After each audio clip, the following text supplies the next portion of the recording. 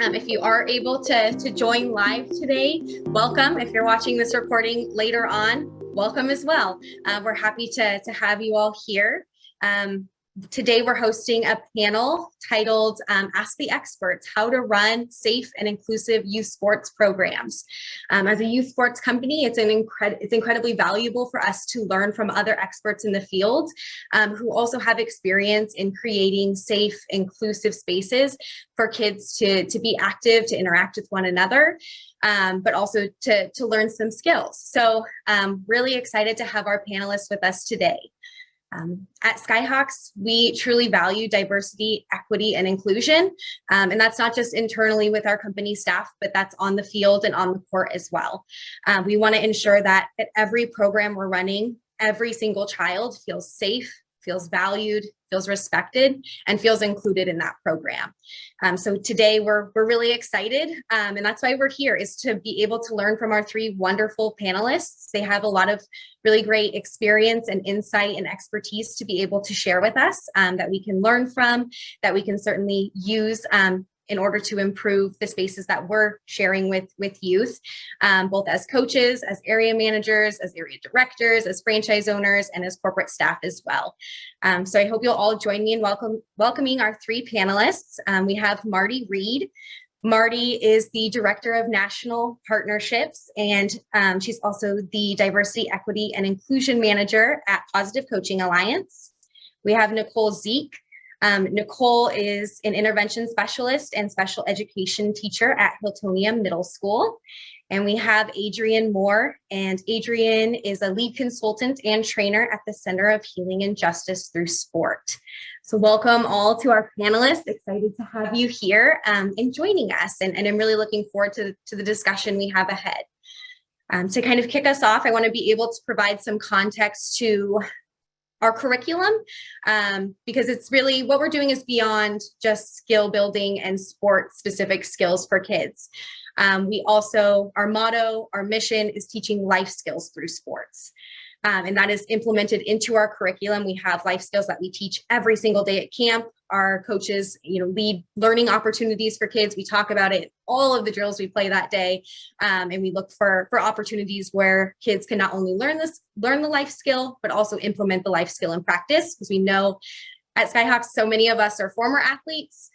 So many of us are current and existing athletes. And I think we're all able to spend a lot of time reflecting on the valuable life skills that we did learn through athletics, and being able to share that with children and build them up and instill that in them, because that translates beyond the court in the field. That translates into communities where they lived, into their school, and into their homes. So it's a really exciting opportunity for us to be able to implement these life skills through our curriculum.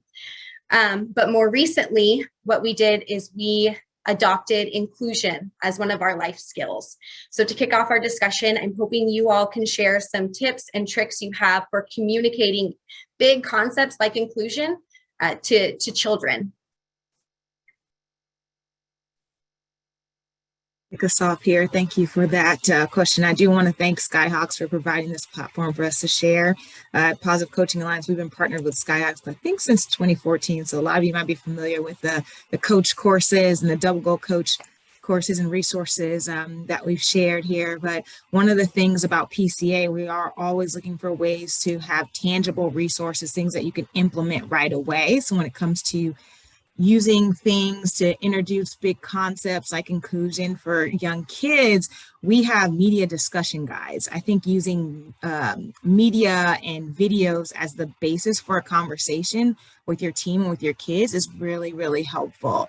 You can choose movies and videos depending on the age group that you're working with. But let's say if you have middle school age students, you can use a movie like King Richard, right, which is the story of Venus and Serena's upbringing, to explore, other perspectives and examine biases and empathize with those who have experiences and backgrounds that are unique to yours. I use games and activities as well. There's the dot exercise, alphabet game, so many others on our websites that you can tap into or find on YouTube as well to introduce these concepts. And I think another one I like to talk about is the Avengers. A lot of kids love the Avengers, and we talk about, what makes this team so powerful? And they're like, oh, they all have superpowers. Now, are there all of their superpowers the exact same?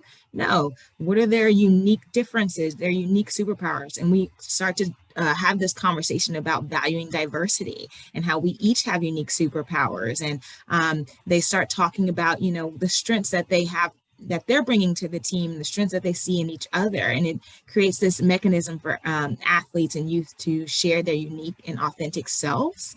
And other activities I can think of, you know, getting to know you activities. There's one we use, If You Really Knew Me, and then you take 30 seconds to just rattle off things about yourself, and then they switch and with a partner. And even before you set up partners, you can use different type of pairing techniques, like as quick as you can, find the person who was born in the same month as you. So just finding ways to really have them learn about each other, learn from people that are different than them, and seize teachable moments. You know, be on the lookout for opportunities and things that happen around you or on your team or with your group that, you know, you can turn into an anti-racist conversation or learning opportunities. You can even create scenarios and narrate modeling. Maybe pose a scenario like, if you have a new kid that comes to camp that's a different race than you see them, you know, kind of by themselves in the corner. What are some ways that, or what are some things that you can do to help them feel welcome? And we actually have an open conversation on ways that we share ideas on how to welcome new teammates. So these are just some things off the top of my mind, and there's a lot more on our website that you can tap into. Thanks, Marti. I'm going to jump right off on that. I think I 100% agree with all of that, and you've got some great, really practical, tactical resources you can find there too.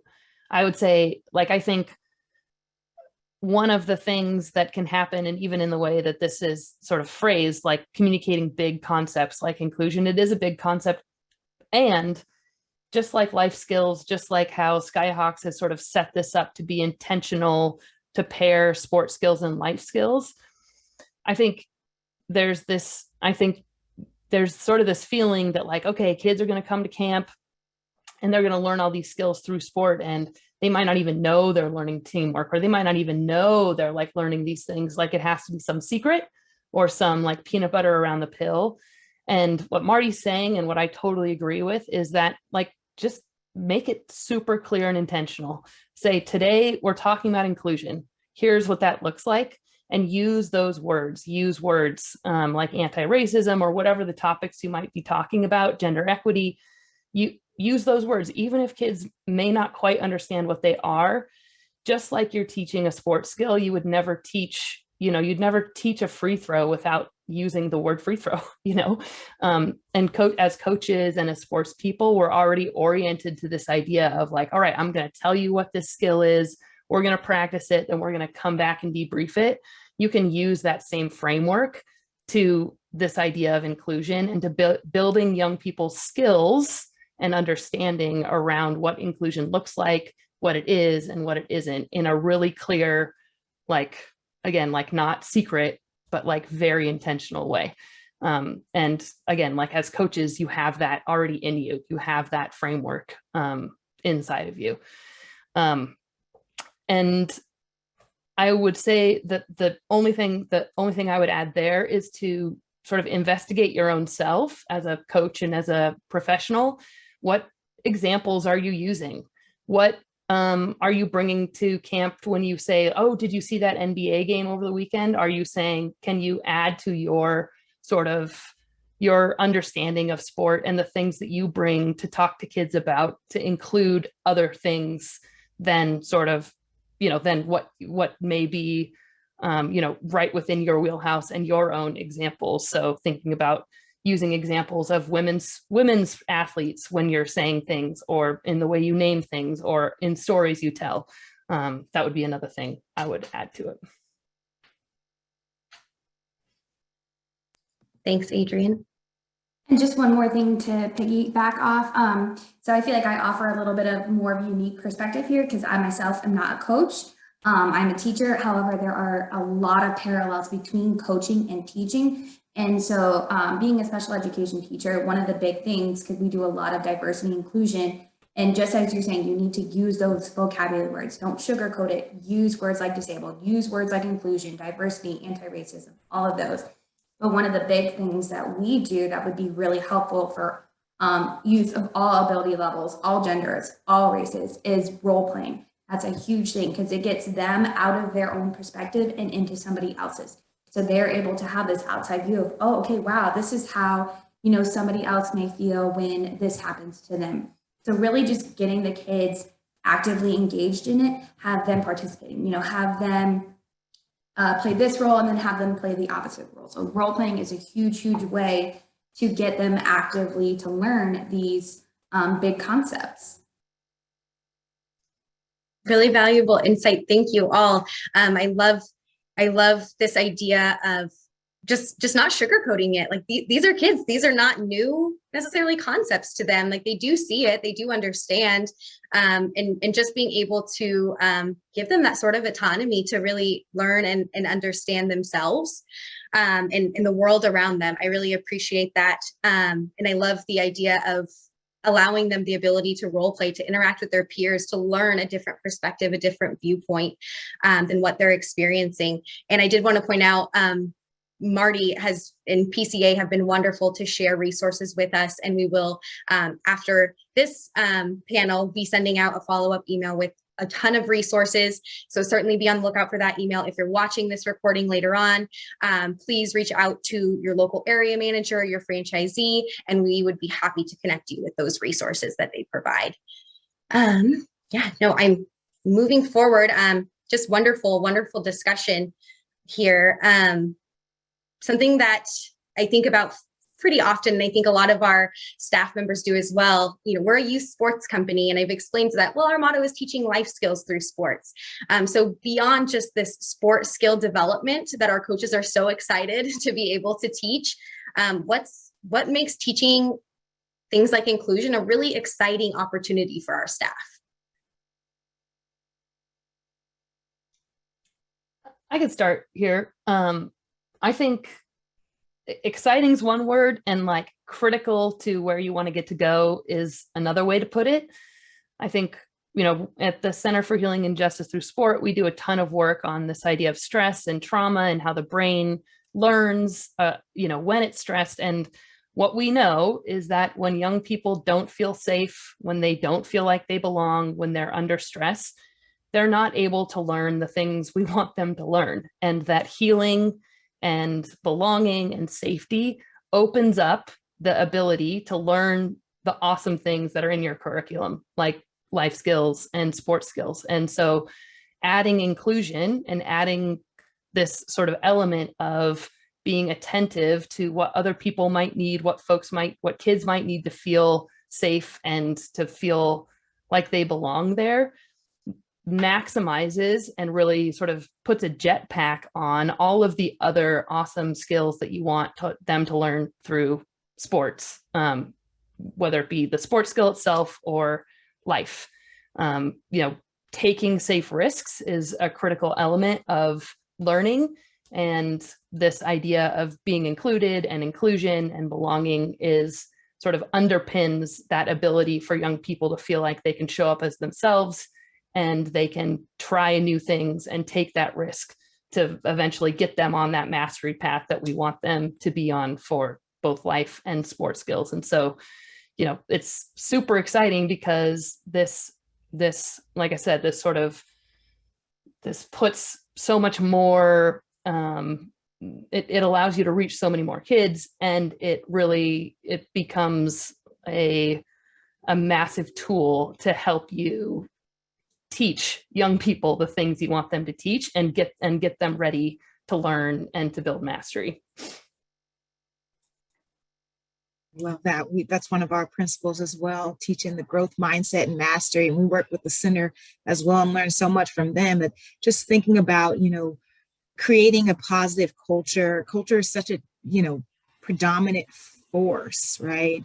And teaching inclusion as a part of your culture will allow every kid to be served and their needs to be met, right? There's diversity between cultures, and creating that environment that's physically psychologically, emotionally safe for all kids is our responsibility as leaders and as coaches. And an inclusive environment will help everyone know and feel like they belong, just how Adrienne mentioned, and that's a basic human need. We all need that. And I think it's also an environment that supports the best possible performance. I'm an athlete still to my core, and it's fun when you see yourself improve, when you see yourself do well. And in that type of environment, you will see your athlete and youth and participation stick to it longer because they're having more fun, because they are improving throughout that, when you're setting that type of culture that is, inclusion is the foundation. And I think one of the most exciting parts about this, I mean, you think about it, these children, they are the youth, but they are the future. So if we get this diversity and inclusion conversation started now, they are going to grow up to be the one to be these panelists. They're going to be the ones to then teach their, their athletes. A lot of us athletes grow up to be coaches. I was an athlete myself. I did not do the coaching part, but it's just, this is the future, and we need to get this conversation started now, and especially in a fun way like sports.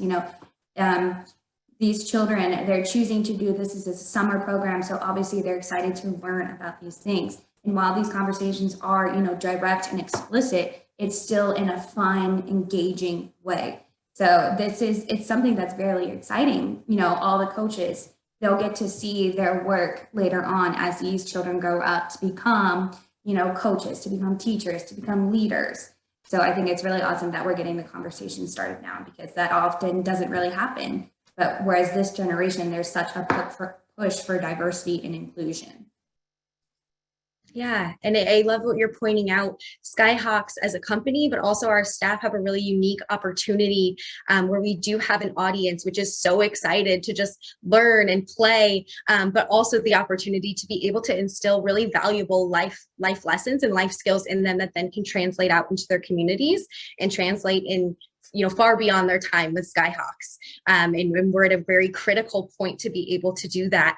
And I love, Marti and Adrienne, what you were saying about it not only being exciting, but it being necessary, it being vital, not only to their success as an athlete and their ability to learn and develop sports skills, but also their social emotional learning and development as well. It's so critical that we're introducing these concepts and that we're talking about them, just blatantly and really allowing kids that opportunity to learn.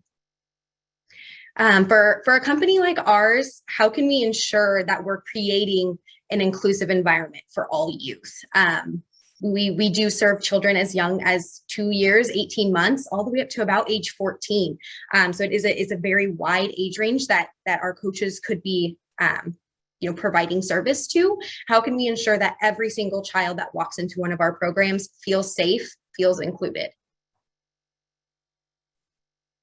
I think one of the most important things, like I said, there's a lot of parallels between coaching and teaching. So one of the main things as a teacher is relationships first. And I believe that's the same thing for a coach. So, before you can get to these amazing curriculums, before you can get to these really critical conversations, you have to build that relationship first. And it's a two-way street. So not only should the athlete or the camper feel comfortable with you sharing things, you will also need to share, beneath the surface as a coach. So it goes two-way. You have to have that connection before any of these critical conversations can start. And one of the ways to start doing that is, just having casual conversations here and there. It can start off like if you see, one of the children off there playing on their own, go grab a basketball, start shooting some hoops with them, start building that relationship, just real casual. And then as time goes on, you can start to go beneath the surface. Now, I'm not saying, within a week, you're going to have this like super critical relationship where you guys can go dive right in. It's going to take some time, and there's a fine balance between pushing too far past a child's limit and just the right amount of, kickstart to build that relationship. So relationships, number one first, before you can do any of these critical conversations, they have to feel safe with you. And that all just starts from, you opening up yourself as well. I think that's a huge thing is sometimes, as coaches, we think that, the number one job is, we have to teach this skill, we have to teach this curriculum, but it's, it's much more than that these days with this generation, like we said, especially with this whole push. So we have to start that right from day one if we want to get to that point. Great. I'm going to speak on the business side because you said, a company like ours, I know Skyhawks runs camps all over and has staff members and franchise owners and, from all over. And I believe DEI has to be embedded into the business model and the ROI. Working with diverse groups, diverse participants, the culture of the internal business has to be an inclusive and reflection of the way you enter into camps and the external experiences, right, for youth. We talk about, developing a cultural proficiency framework, and cultural proficiency is the policies and practices in an organization or the values and behavior of an individual that enable the person or the institution to engage effectively with people and groups who are different from them. So it's an inside out approach that influences how people relate to their colleagues, their clients, and the community in which they serve. So if you adopt these essential elements, it'll help you not only, interact effectively in a variety of cultural environments, it'll also, more importantly, help you advocate for others. So number one is start with assessing the culture. Identify the cultural groups present within the system. Number two, I say value diversity. Develop an appreciation for the differences among and between groups. How would I know that you value diversity? The staff that you hire is a diverse representation of the communities in which you serve. So you've got to intentionally recruit and retain diverse pools of leaders that can relate to the diverse, demographics. And I'd say number three is managing the dynamics of differences, right? Learn to respond appropriately and effectively to the issues that arise in diverse environments. That includes, anti-bias training, LGBTQ plus training, gender equity, et cetera, just like what we're doing today, bringing in experts that can educate you on these different types of experiences and how people show up in the world, and understanding that, our views and how we show up in the world is shaped by, our own experiences and the information that's available to us. So we have to, take a step back. And it's common for coaches oftentimes to assume, that all their players share the same background and beliefs as them. So we have to bring the experts in that can help us challenge our assumptions and biases and increase that awareness. And then we adapt to the diversity. We change and adopt new policies, practices that support diversity and inclusion, where now, there's a cultural knowledge in the institution, right? It's institutionalized and it's a part of the DNA of the organization. And you got to keep evaluating this DEI plan.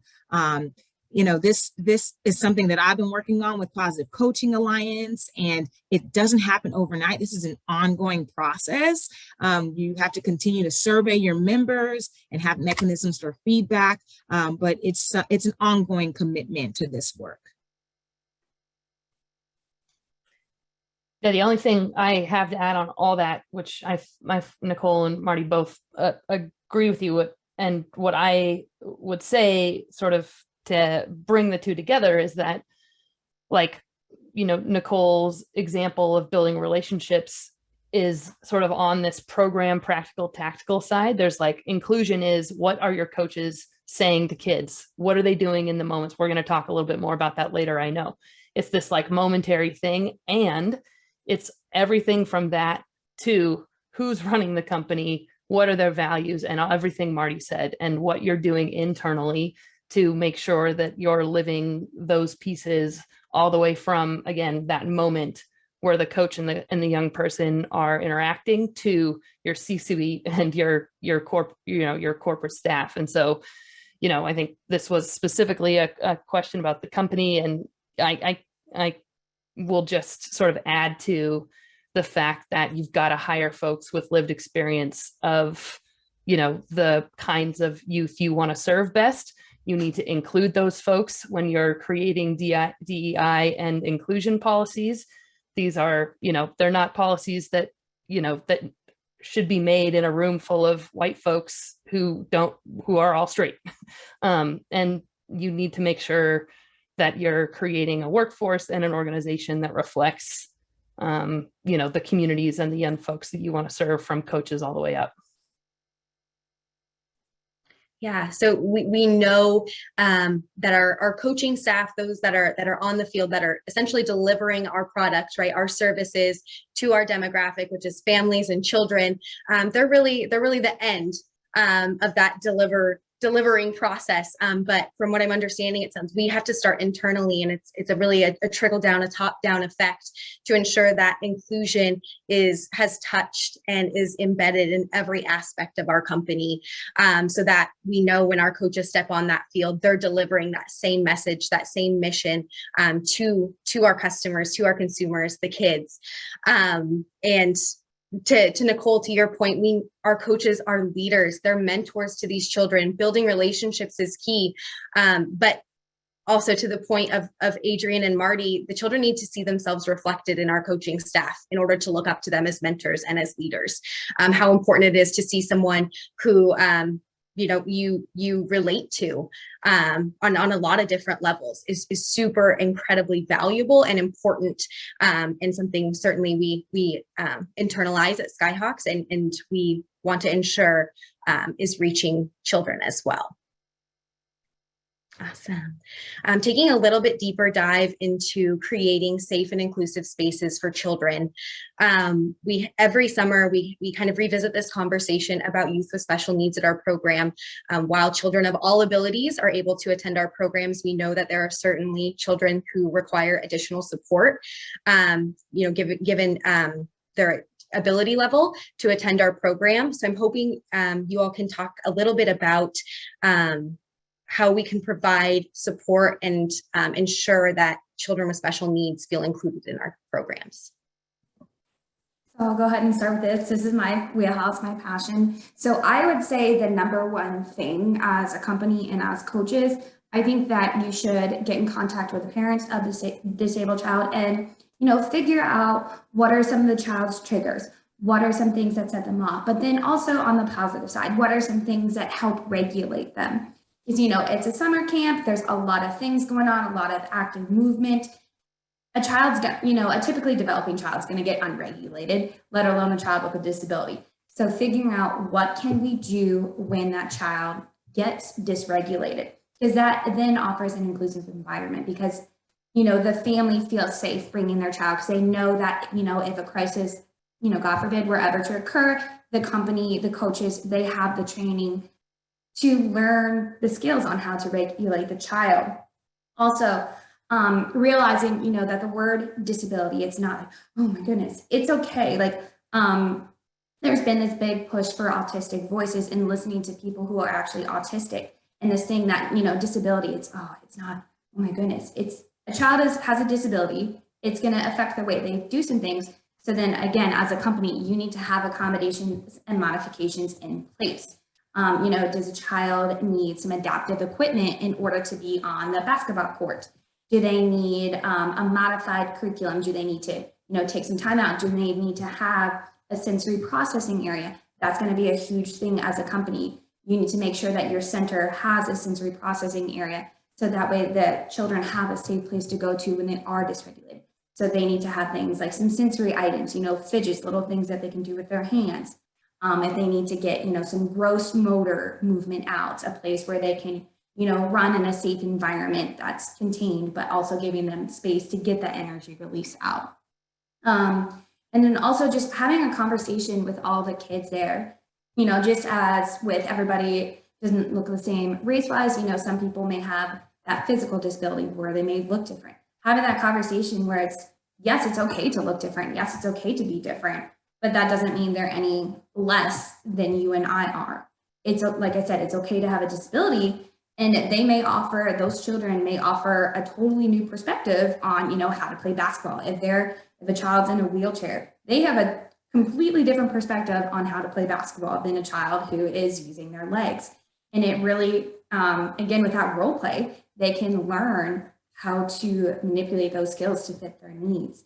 So again, the biggest thing was, I think, just making sure you know how to help that child. And I think as a parent, it would give them a lot more sense of security and comfort if they know that they have a staff that's trained. So whether that's bringing in, if the child has, special fidgets at home they like, but then also realizing that what may work at home may not necessarily work at the camp. So there needs to be this, realization that, okay, this isn't working, even though it works at home. So what can we do as a company, as a staff, as coach, to then help that child? Because it's got to be what works best for the child and the coach as well. And I think that's really important. It's obviously all about the child, but the coaches need to be aware that, okay, this isn't working, we got to go to plan B type thing. And always making sure that there's, a crisis plan in place.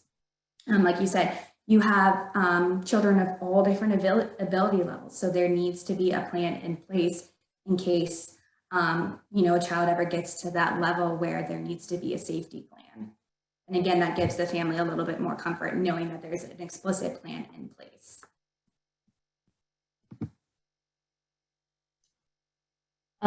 I'll defer to the expert here and just add a couple things I was thinking about as you were talking, which is one is sort of another company piece, and the second is more of the cultural piece. The first is on the cultural side, like I think, like you said, Nicole, talking to the network, talking to guardians, talking to parents, and coming with an attitude of what can the child do, right? What are they good at? What are they like? As opposed to what can't they do and what do we have to work around? So this sort of attitude of, all right, like what are you able to do and how can we make that happen as much as possible?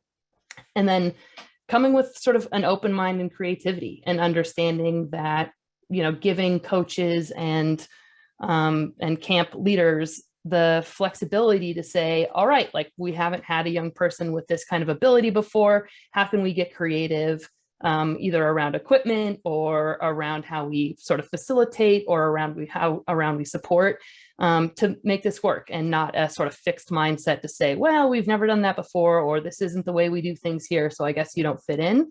And just sort of, again, in your culture, leading with this idea of, what can we do? How can we get creative to make that happen, and sort of use the network around us to make sure we can do that safely? And then quickly on the company side, it needs to be resourced appropriately. Like this isn't something that you can kind of do halfway. You need to make sure that those coaches and the administrators have the resources they need in order to bring that creativity to bear, and to create those spaces that you're hoping, coaches and camp leads can make when they're given, proper time and resources and this sort of freedom to be creative with the family and with the kid. I'll just piggyback on what Adrienne was saying. We've used terms, instead of saying what's wrong with you, we focus on what's right with you.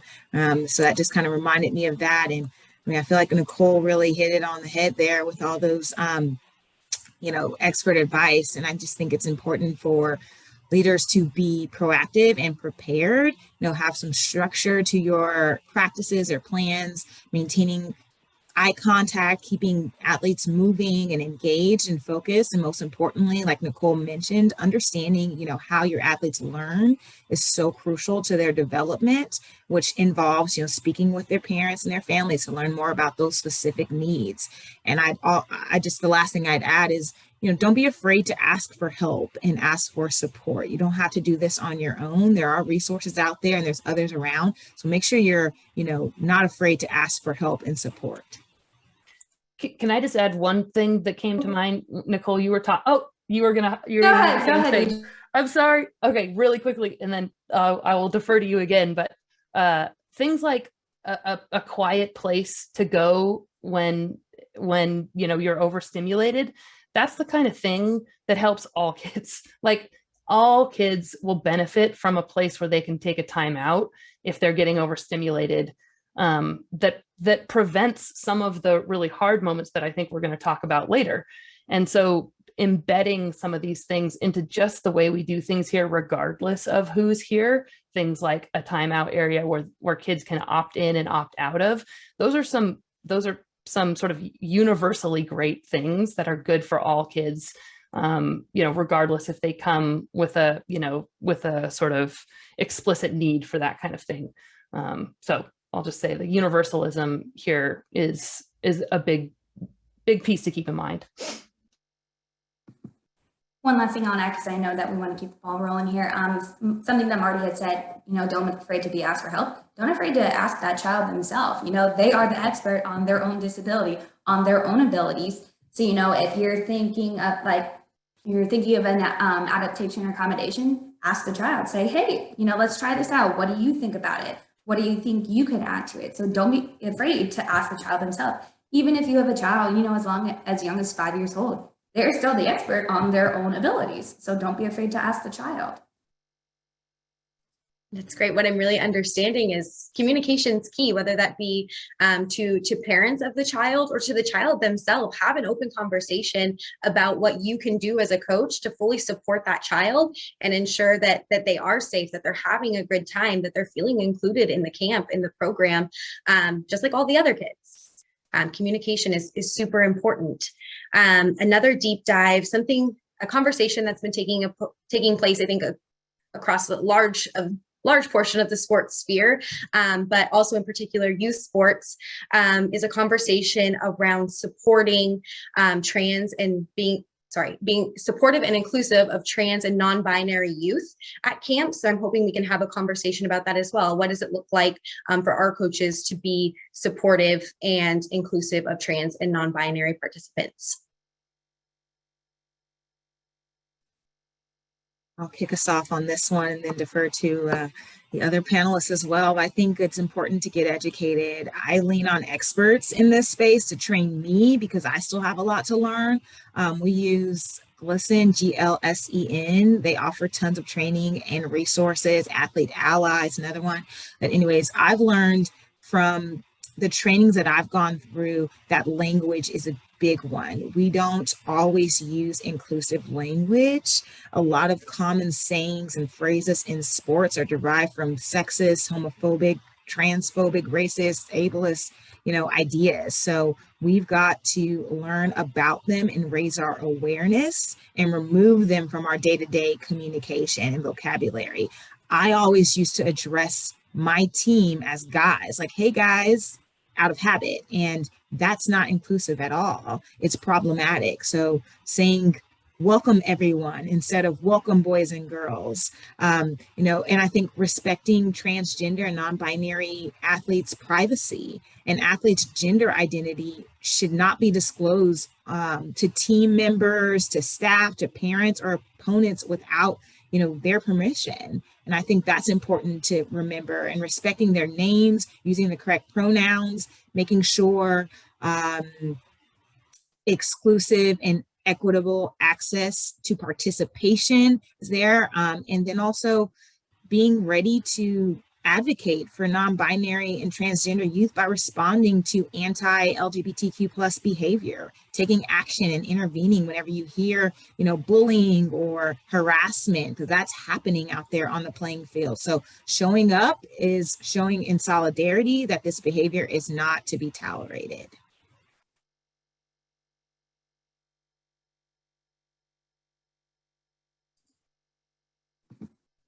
Again, I think another important thing that Marti hit on was just making sure that you're using the correct pronouns, that you're using the correct names. I think that's a huge thing, especially for these young children, because oftentimes it can just be overlooked, in realizing that it's okay to make a mistake. There's going to be times where you use the wrong pronoun, use the wrong name. The important thing is not the actual action itself, but then how you react after that. So, just realizing, oh, okay, I'm so sorry, and using the correct pronoun. Oh, okay, I'm so sorry, using the name, and not, this, and this. It's just one and done. Okay, thank you so much. I have learned. Thank you for, educating me.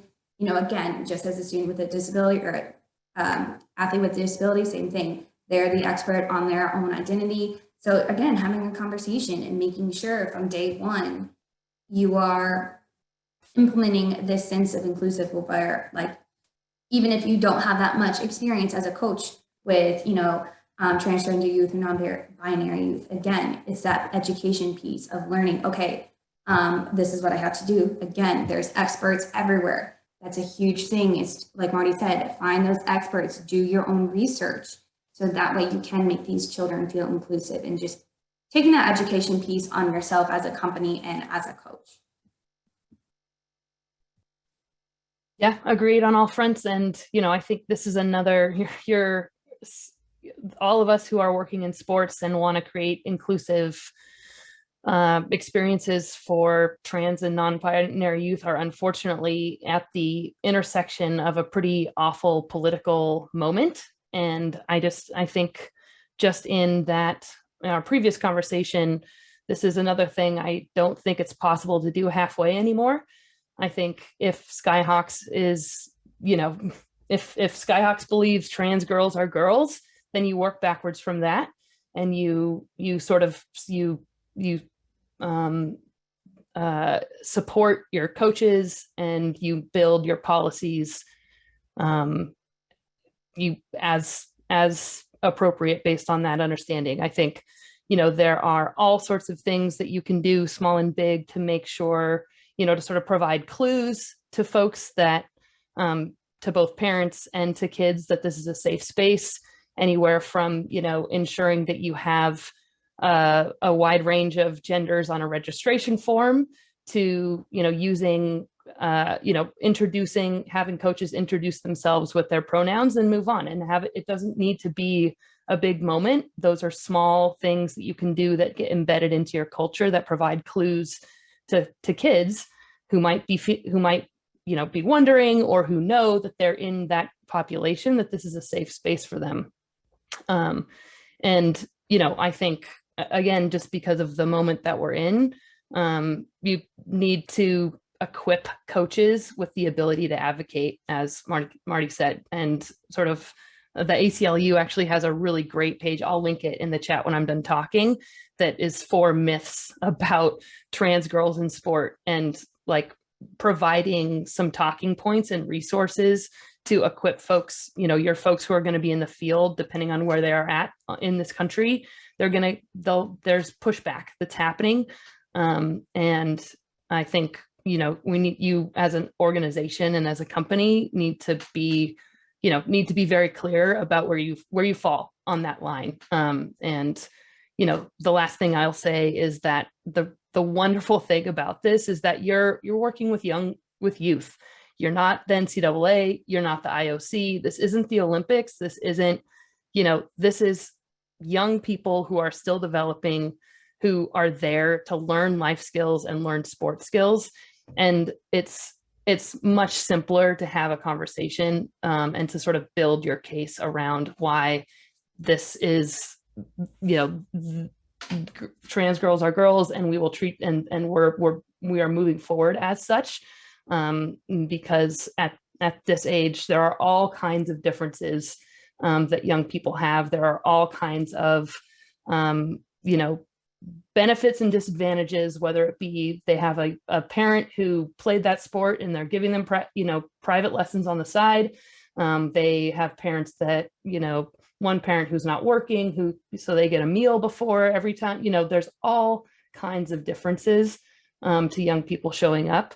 And a lot of the sort of tropes that we're hearing about trans girls in sport really fall away when you're able to sort of have those talking points and push back in that way. So I'll link that in the bottom in the chat here, but I'll stop there.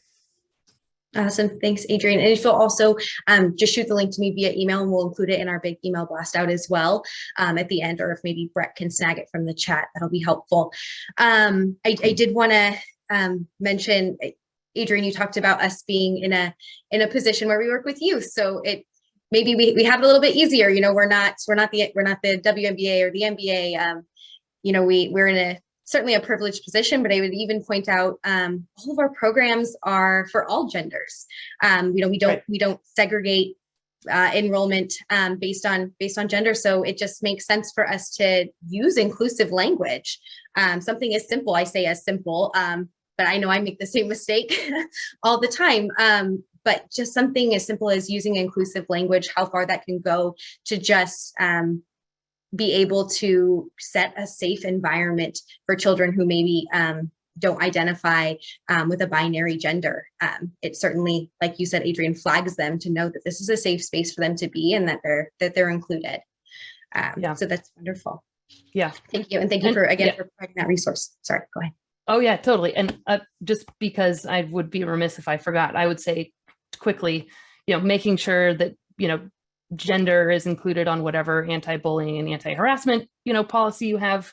And then knowing that another flashpoint can be if you're, and I don't think Skyhawks does this since you're during the day, but like if there's a locker room involved, also if there are, bathroom breaks and all of that, just sort of understanding and sort of being intentional around policies and coach training to know, like, to give them the resources to sort of facilitate through that moment and to understand that like those are times and places where those things may come up and that tension may exist. Absolutely. Appreciate you pointing that out. Certainly something for us to keep in mind and for our coaching staff to keep in mind on the field as well. We know it happens every year. It doesn't matter the program. We're dealing with youth in a setting where they're interacting with perhaps people that they or communities that they haven't interacted with before. Questions come about. Certainly we've had some really high intense moments at our camps between youth as well, but I'm hoping you guys can help us understand a little bit better in being able to identify intentional acts of discrimination, particularly from kids, versus unintentional acts of discrimination when it comes to youth.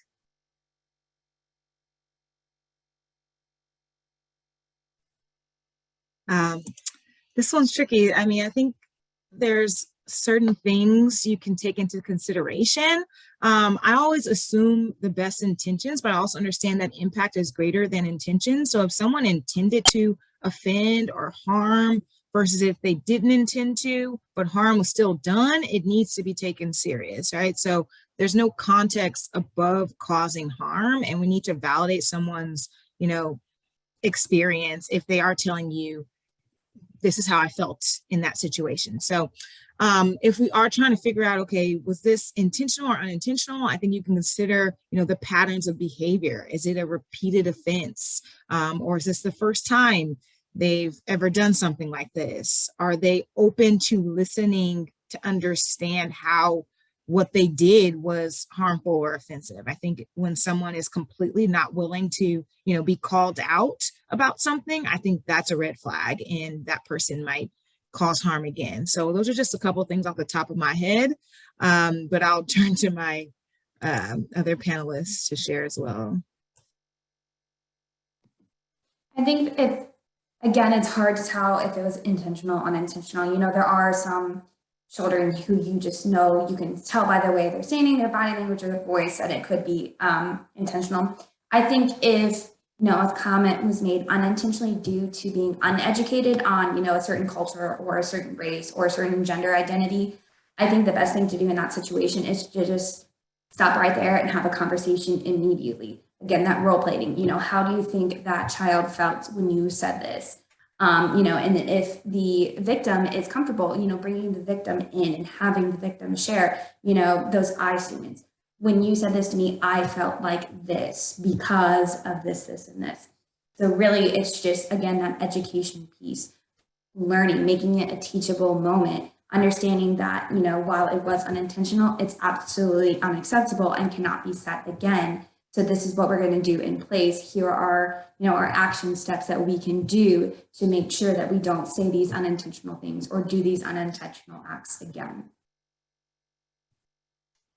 Yeah, I think that's all right. I also would be, I think you could really go down you could spend a lot of time trying to figure out whether or not it was intentional or not, especially with young kids. I'm less worried about that. I almost wouldn't be worried about that at all. I think it may be a distraction to what is a really hard moment for a coach that requires intervention, and the sort of teasing out of, did you mean to do this or not, I think is less important than what happens afterwards and what the safety of the person who was harmed and the potential learning of the person who did the harm, regardless of whether or not you can sort of prove that they meant to do it.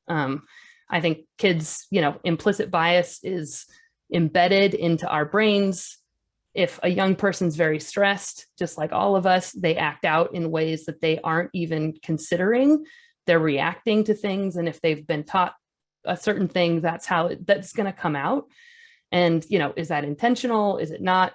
Biologically, it's not, because they're reacting to something that's deep in their brain that's been learned that is true for them. And so this sort of intentional versus unintentional, I feel like isn't where I would spend my time or an energy. It would be on what happens next. How are we giving coaches the tools to intervene with, safety first in this moment and sort of move forward from that moment. I totally agree. There is an option of sort of reconciliation by bringing kids together. I will say that, one of the things we know about the brain is that particularly after a moment like this, when you have one or maybe more kids who are triggered and sort of they're sort of in this reaction, fight, flight, or freeze mode, they're less able to understand consequences. They're less able to sort of understand decision-making. That's probably why it happened in the first place, because they're sort of in this reaction mode. And so I always say the first thing you need to do is safety. It's separation if need be.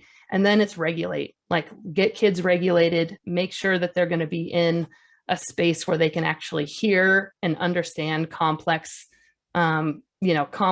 thoughts around consequences, around what they might have done. And so whether it's like taking a walk, whether it's, go, hit the ball against the wall for 5 minutes and then come back, come with me as a coach, let's play catch for 2 minutes, find a regulating activity that can happen to sort of get kids back into a moment after you've, again, created that safety that you need in whatever moment that is. Then you can have a conversation about, hey, replay me back what happened there. Tell me what was going on with you. Or you can have them, role play what you would have done differently, or talk about consequences in a way that they're not going to just react to you in the way they just reacted to whatever situation that they were in. Awesome. Thank you. And I think that this snowballs really into our final question for today. If and when acts of discrimination do occur, particularly between children, between campers, how do you recommend that it should be handled? I know, Adrienne, you're kind of speaking to like this immediate response to ensure safety, but beyond this immediate response to safety, what can our coaches, how can we equip our coaches with the proper tools to respond appropriately to both the perpetrator and the victim of the incident? I think in the moment, it might be hard to know exactly what to do. And I recognize that. And it could also be triggering for a coach or a staff member to respond right away. And I think it's important that, staff be prepared with what I call a neutralizing routine, something that can help the staff member de-escalate the situation and buy a little time so they can really think critically and clearly and make an appropriate, inclusive decision moving forward. I like to take deep breaths and, ask myself, what is the youth's best interest in this moment?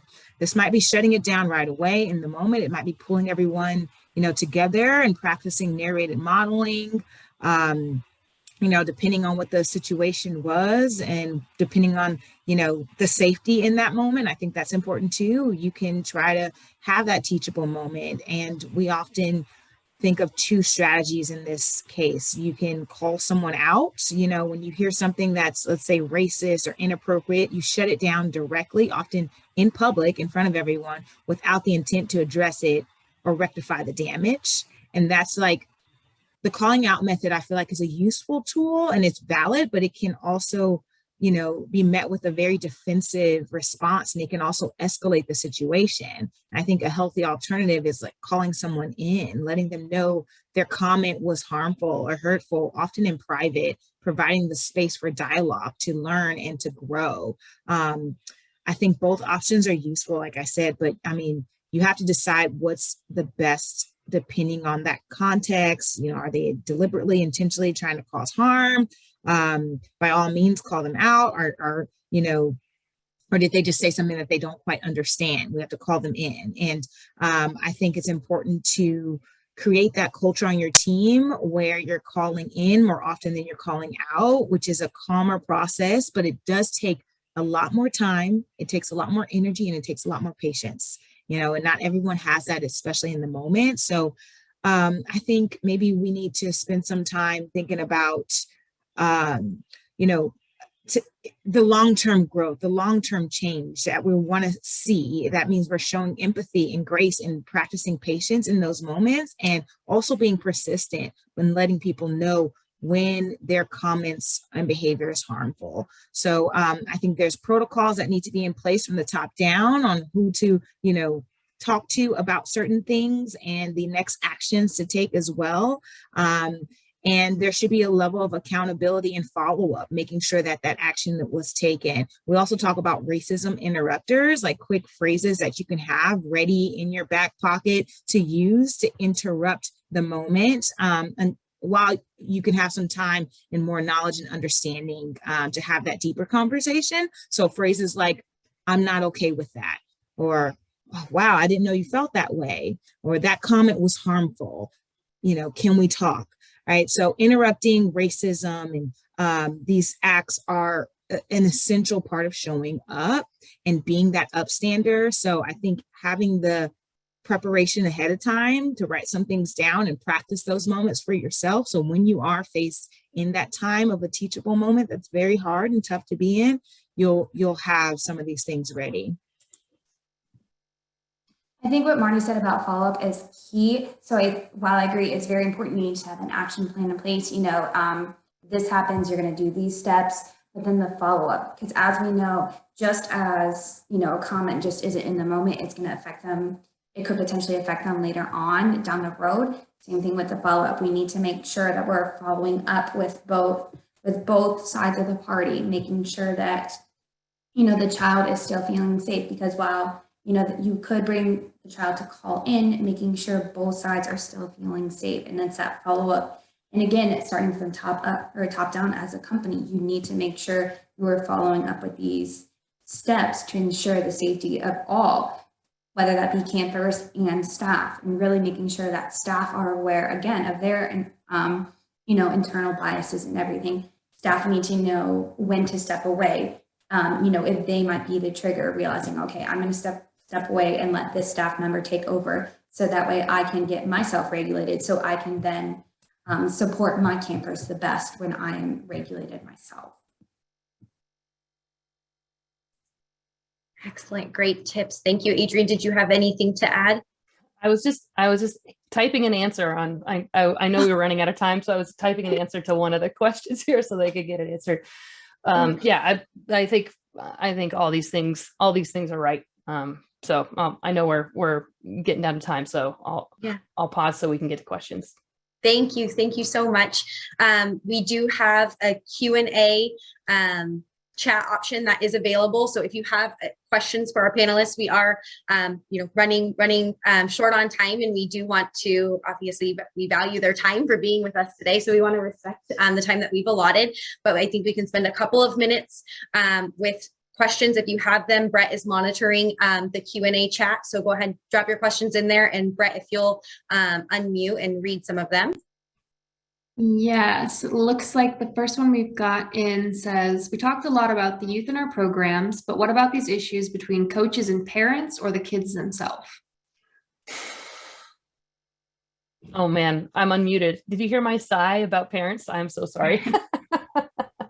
I think this is so hard. I think it's so hard. I think youth sports has an adult problem and the kids just want to show up and have fun. And so, this is where I would lean on the leadership of the camp. I would make sure that, coaches are doing everything they can to show up knowing that parents, with the intention of having parents be allies to help them make sure that their kids have the best time possible, and that until parents prove them otherwise, that's how the communication is going to go. And then, I think issues with two adults, so a coach and a parent, that requires mediation. I mean, I think that I think other staff and leadership need to step in and help there, on behalf of the youth, and to help redirect people's understanding to what you're trying to do, why you're doing it, and then sort of reframe and be direct as you need to be to make sure that parents understand that that what's happening is to benefit the learning, the safety, and the fun of their kids and others. And it's, as a teacher, I've had my fair share of having to have these difficult conversations with parents, families, and guardians. So I think the number one thing is to just take a step back and kind of put yourself in their shoes, just realize, that it's their child. They obviously want the best. They want, the best experience, the safety. So then realizing that they're not coming after you personally, that they just want the best for the child. So realizing that everything you do is for the child's interest. And having those difficult conversations, I think it's important that just as coaches are going to be having difficult conversations with their campers, they need to turn around and have those difficult conversations with the parents too. And like Adrienne said, if you guys need to get leadership involved, so that way you're more comfortable. But having an open space with the parents, families, guardians as well is very, very important. You need to have a relationship with those individuals as well. Thank you. And I think we had one more question, Brett. Oh, I'm sorry, Marti, did you want to respond? I mean, I agree with what they both said. And as leaders and as adults, we have to set the example and just always remember that everyone shows up in this DEI space differently, right? Not everyone starts off in the middle of this path. It takes some time. So be willing to listen. Like I said earlier, everybody just wants to be seen and heard. And sometimes that's listening to a parent to understand where they're coming from, and offering that just understanding and empathy, and then sharing our beliefs. These are our values, and this is what we're teaching your kids, and this is what we're standing strong on. So it's very hard to do, and it takes time, but just practice that patience and empathy. Thank you. I know, I think Adrienne, you've been active in the Q&A chat, responding to some of the questions. So thank you. Brett, do we have any others? I was just gonna say we've got the two that Adrienne responded to here in the Q&A chat. So if we need to wrap it up, we can. Otherwise, I can read these. Okay. Are you all comfortable taking two more questions? Okay, go ahead, Brett. Cool. So the first one is, after shutting it down away from the group, do you then also recommend addressing the group as a whole and making it a teachable moment to show that what was said cannot be said again?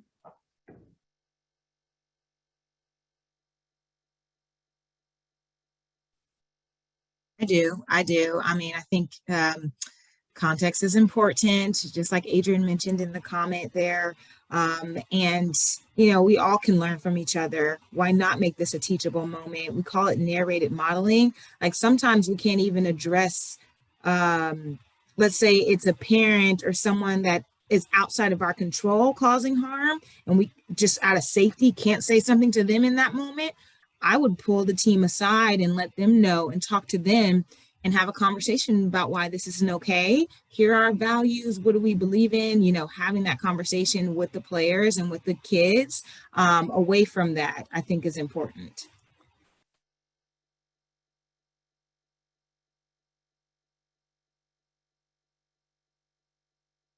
Yeah, the only thing I'll add to that, I was just typing it, but I'll just say it, is like, I think what you sort of let slide can be just as powerful as like what you intervene in.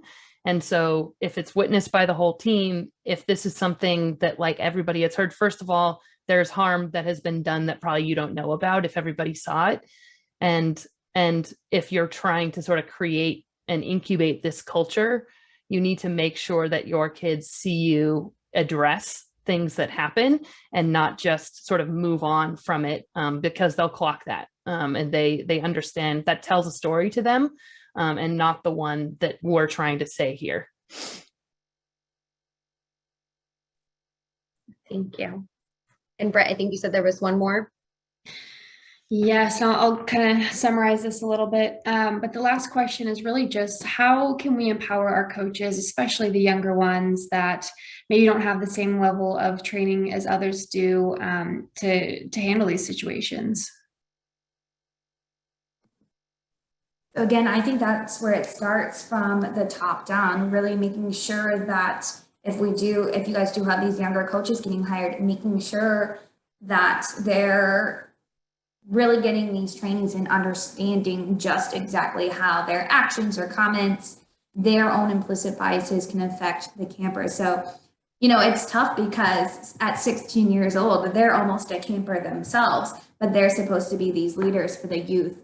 So I think really it's important, again, top down, to have those conversations. Maybe if you do have a younger staff member, pulling them aside and having an open conversation, asking them, what's their experience with diversity, inclusion, what do they have to bring to the table that, an older staff member may not, because again, at that young age, they are moldable. They are, I hate to use the word trainable, but they can be trained to have this great knowledge that they can then offer to the campers. And I think it's really great to have those young staff members because they are so relatable. They are so close in age, to some of those 13, 14-year-old campers. So I think it's really important to have a wide range of, as we talked about, wide range of cultures, abilities, all this. Same thing with age. It's important to have a wide range of ages with your staff. Yeah, I answered this a little bit, but, they're going to make mistakes. Nobody, I think even adult coaches, it's very rare, young people, they're coming in and they want to do well. They're coming in, they want to build relationships. Like they, it's very rare for somebody to say, I'm going to go be a coach and I'm going to intentionally cause harm. And so they don't know what they don't know. And so I think a lot of the things we talked about during the session apply to some of these younger coaches. And as a camp lead, it's important for you to build relationships with them. It's important for you to understand what moment do you need to step in and intervene, and what moment do you just need to observe and then maybe pull a coach aside and sort of debrief with them afterwards. And that's where camp leads are really important there. You have to be able to sort of know where your guide rails are, and sort of what's a learning moment that you're going to sort of let play out, and where's a learning moment where you're going to say, okay, I'm going to step in, I'll take over, and we're going to sort of reroute this a different direction.